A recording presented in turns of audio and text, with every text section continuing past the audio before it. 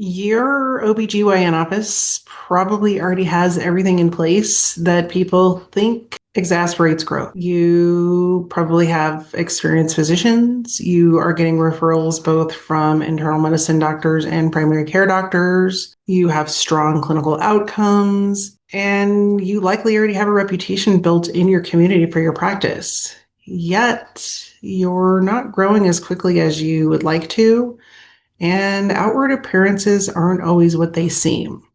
In today's episode, we're going to dive into one of the main reasons that your growth isn't as big as it could be and what you can do to fix it. A lot of times you can have all of the things going for you, including referrals. And a patient may get a referral and they intend to call and book an appointment. But somewhere between you should call this person and actually getting on the schedule, there's a disconnect or it doesn't happen. There's a disconnect or there's a hiccup in your process that you probably don't even know about.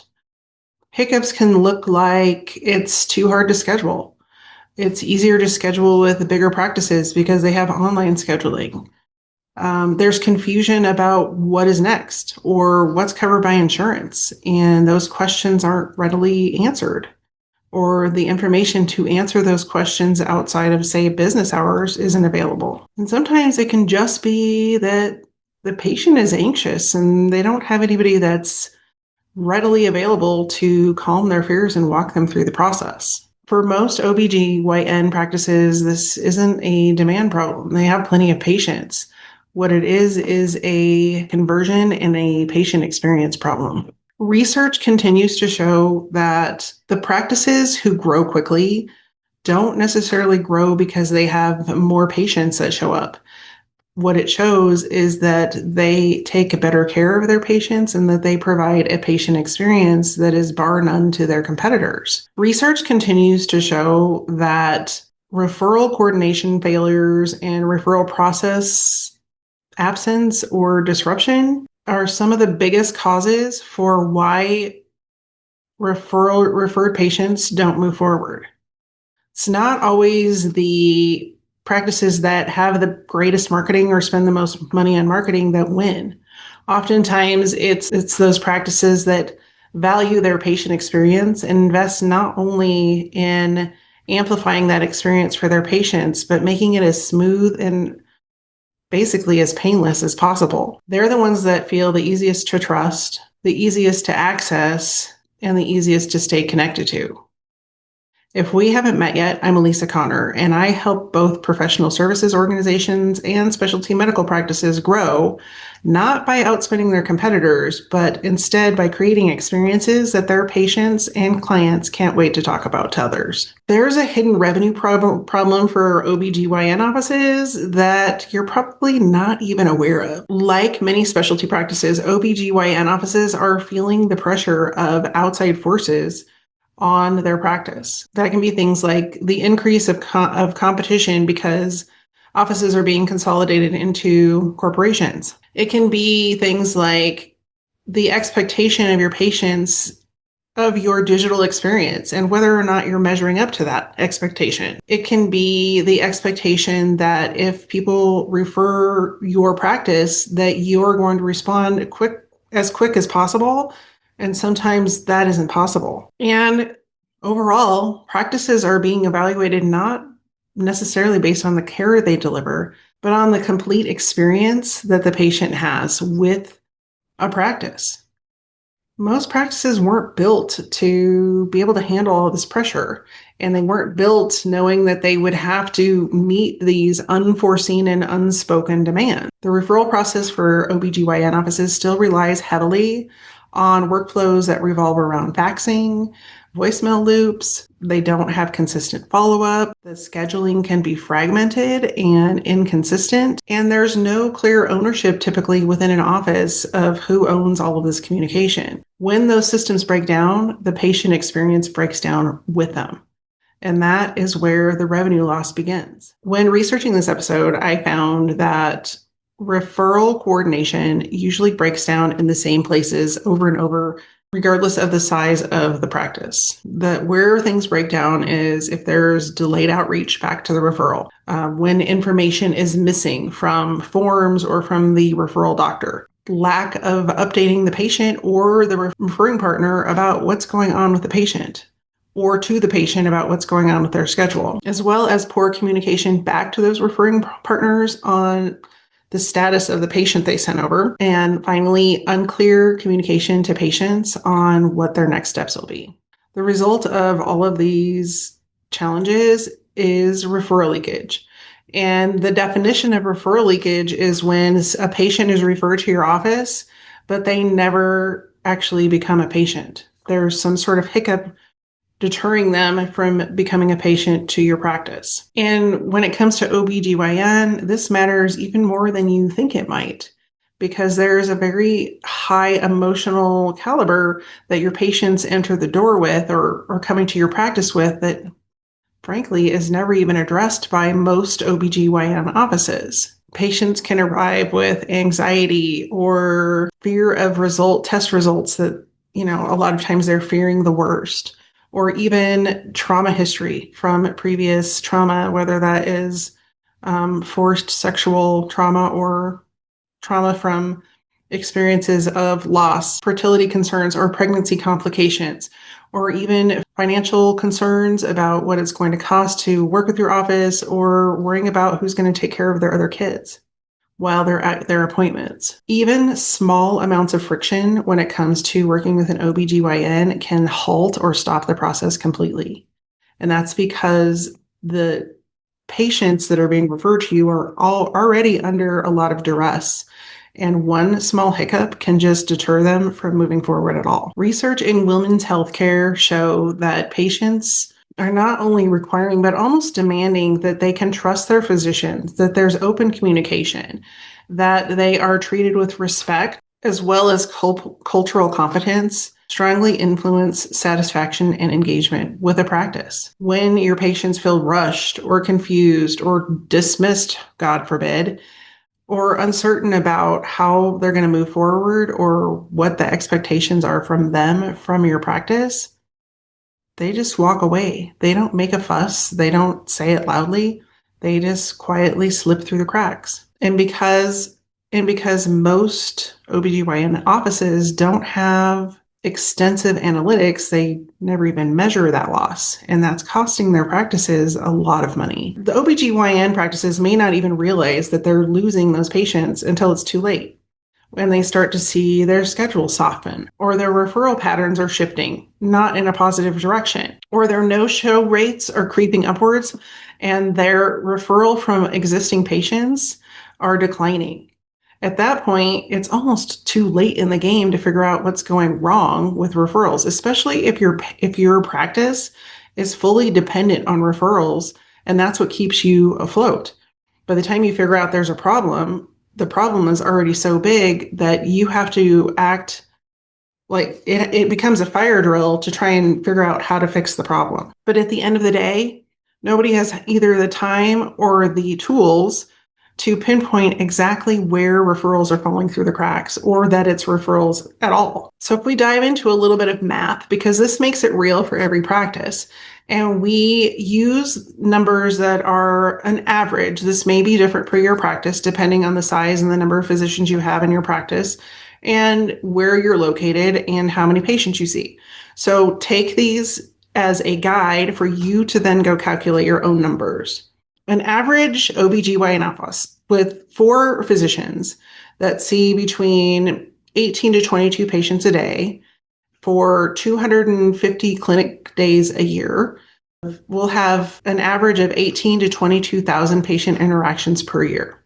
Published no-show rates for OBGYN offices show that on average, offices will see between 15 and 25% in no-shows. If a practice has just 3 patients per day who no-show, and you multiply that times the 4 physicians, you have 12 no-show patients a day.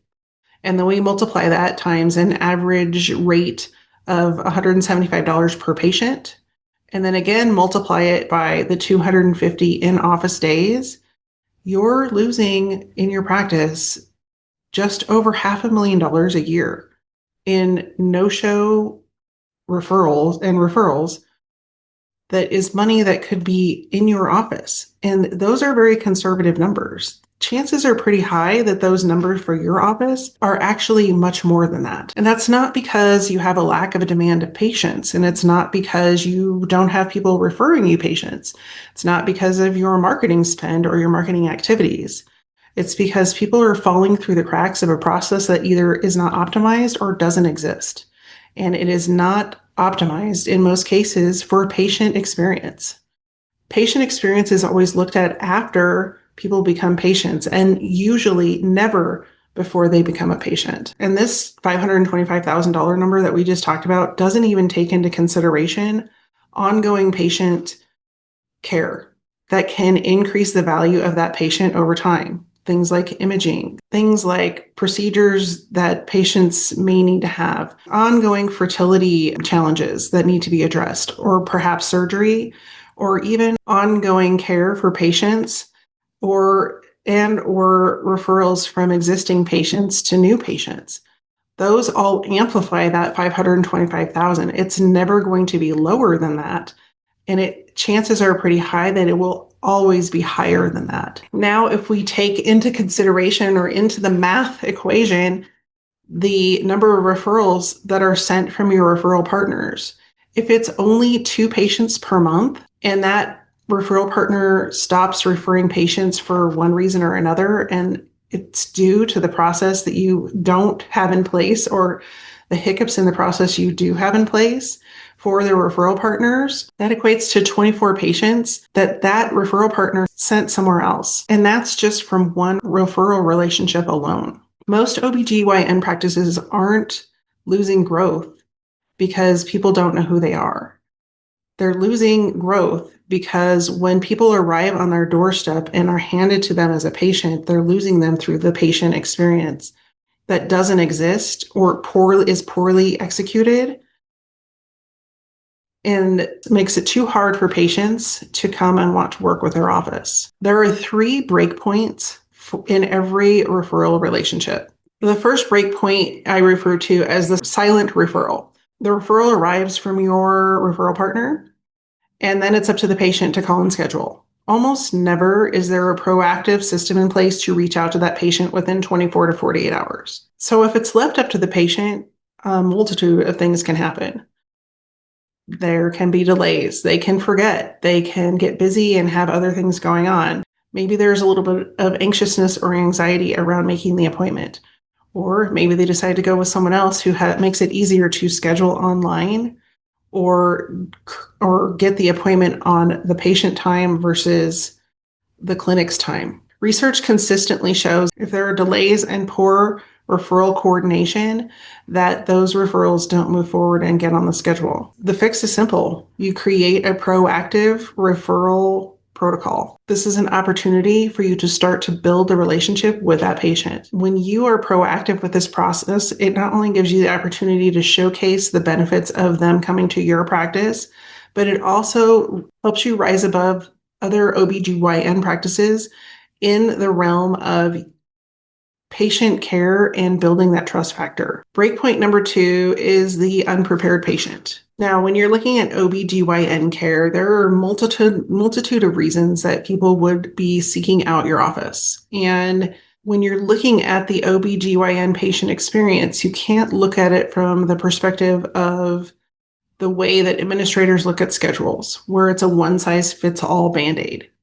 When you have different patients coming in for different reasons, when you create a generic message that is a reminder message or a follow-up message for those patients, that's exactly how it's going to be received. But when your practice can create clear, specific communication for your patients, it not only reduces anxiety and stress, but it also reduces your no-show rate. The fix for this is to take a little bit of time and create appointment-specific confirmation language and ensure that when a patient is coming in, that they receive the confirmation and communications specific to the appointment type that they're coming in for.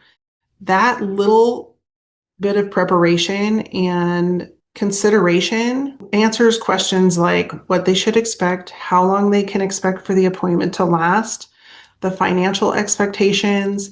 It can give them some emotional reassurance, and most importantly, the next steps so that they feel secure in moving forward with your office. This one step is going to help you, again, stand out from most other people in your industry because most people are not doing this and they're not catering those communications to the patient type, which can make all the difference in whether or not a new patient is building trust with you or if that trust is deteriorating before they ever even walk in your door. Breakpoint number 3 is the invisible referral partner.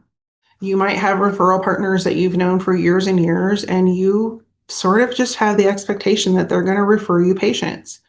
But when they do refer you a patient, do you follow up with them? Do you send them a thank you? Do you give them an update on the patient that they sent over? Or do you just take the patient and run?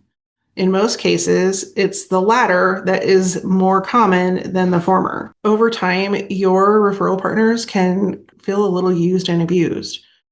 But if you take the time to just put some policies and practices in place to show them that they are appreciated and to keep them in the loop with our patients, you are going to, again, stand out from everybody else that doesn't do those things. Whichever practice communicates faster, schedules easier, closes the loop with their referral partners, and appears the most responsive is going to win at the end of the day. Research, again, shows that the practices that close the loop with their referral partners are not only more appreciated and more thought of and for future referrals, but when those things aren't done, it becomes a major point of referral leakage in a practice's growth. The fix is easy. You create a closed loop referral process and you implement it so that your referral partners not only feel appreciated, but feel like they don't have to chase down what's going on with the patients that they sent you. It doesn't have to be expansive or expensive.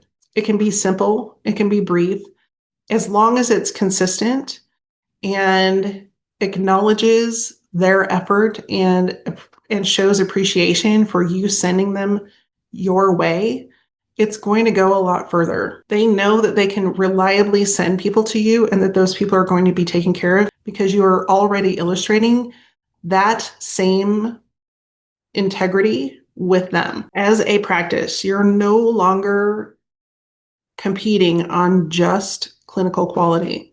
Instead, you're now being forced to compete on things like access and responsiveness, clarity, convenience, emotional trust, and referral experience. The large health systems that are taking over and buying your competitors and squeezing out the independent practices, they understand this, which is why they've already created easy digital doorfronts, online scheduling, patient navigation, referral management, and they have an entire infrastructure built around patient experience. But most independent practices don't have the budget to compete with this, but they still need those same systems. The practices that are going to not only survive but thrive into the future are going to provide not only excellent care and excellent communication, but they're also going to prioritize their patient experience, because patients now evaluate healthcare experience the same way that they evaluate anything else they do in their world, whether it's purchasing on Amazon or going to their local restaurant.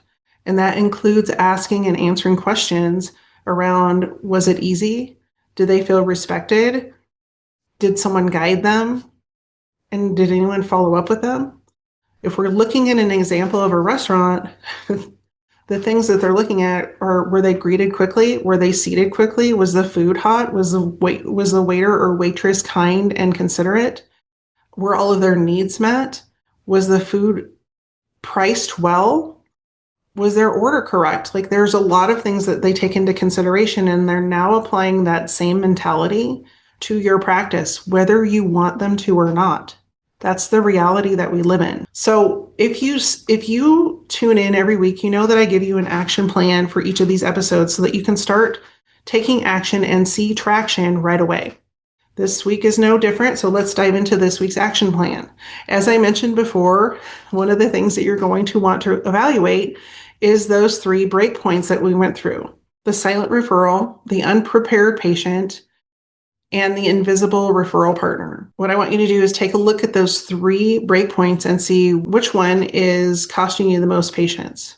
Which one do you have the most breakdowns in? And then I want you to calculate the number of patients that are falling through the cracks of that breakdown and that you have lost in the last 30 days. And if you would like to do an average, I would say calculate this for the last 90 days and then create an average for 30 days over 3 months. Then take that number, whatever it is, if it's 2 per day and you have 4 physicians and it's the numbers that we went through before where it's 12 a week, then once you have that number, I want you to multiply it by a couple of numbers. One, take it and multiply it by the average visit cost. So if that's 12 visits per day and your average cost is $175, you would take 12 times 175 and you would come up with that number. And then multiply that again by the average number of clinic days. So if yours is more than 250 days a year, multiply it by that and write that number down. And then one more time, we're going to do that same math on the long-term investment for your average patient. So if the lifetime value for an average patient is $10,000, then you need to take that 12 and multiply it by 10,000, and then again, multiply it by the average number of clinic days you have, whether that's 250 or more. And that is going to give you, when you add those 2 numbers together, the average amount that you're losing in referral business for your practice. And that is an important metric to not only become aware of, but to share with your leadership team and your physicians. Because when they're aware of that, it makes it an easier problem to fix. First comes awareness, then comes how do we fix it? Which leads me to, if you've made it to the end of today's episode, you likely realize you have a referral leakage problem. And chances are pretty high that your eyes might be popping out of your head when you're calculating those numbers and you're having an oh shiitake moment. If that's you, that's the exact reason I've created the Referral Recovery Lab. And it is opening for the first time on June 4th. This roundtable experience is being designed specifically for practice administrators in specialty medical practices who are ready to solve their referral leakage problem. This program is only going to be open for 20 spots. That's it. I'm closing it after 20 because I want to be sure that I have the ability to focus and dedicate one-on-one time with each participant and that we are engaging with each other in this format.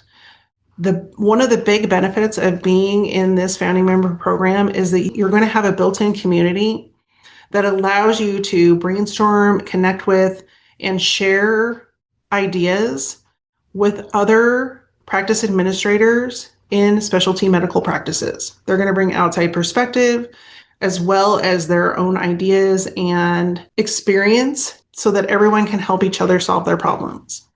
There are a few benefits to being a member of the founding group of this program. And the biggest is that you have the opportunity to help ensure that all of the things that you need to build this program out are included. We're going to build it together. I have some ideas. I know that the big, beautiful brains that are going to join me in this room are going to have ideas as well. And we're going to incorporate all of those ideas to design a program that is going to be phenomenal for everyone. So that's benefit number 1. You get to participate in the build of this program. The second benefit is that the founding members will be enrolled in this program at the lowest price that will ever be offered. It will never be offered at that price again, which is another reason I'm limiting it to 20 people. So if you are on the fence about fixing this problem, I want you to take a minute and reflect on the numbers that we just walked through for your action plan. And ask yourself, if you don't solve this problem now, where are those numbers going to be in 3 months? And more importantly, where is your mental and emotional state around those numbers going to be? Are you going to continue to be stressed out, pulled away from your desk, and sent in 100 directions while you're fixing referral problems? Are you going to have peace of mind and a process in place that allows you to continue to do your job in a more effective way and not putting out fires all day? If you are ready for the second, I would love to see you inside. In the meantime, thanks so much for joining me this week on this episode. I appreciate you being here, and I look forward to seeing you next week. If you've enjoyed this episode, I would love for you to share it with someone else who would find benefit from it, and to hit the like button if you're over on YouTube. In the meantime, be well, take care, stay safe, and I'll see you soon.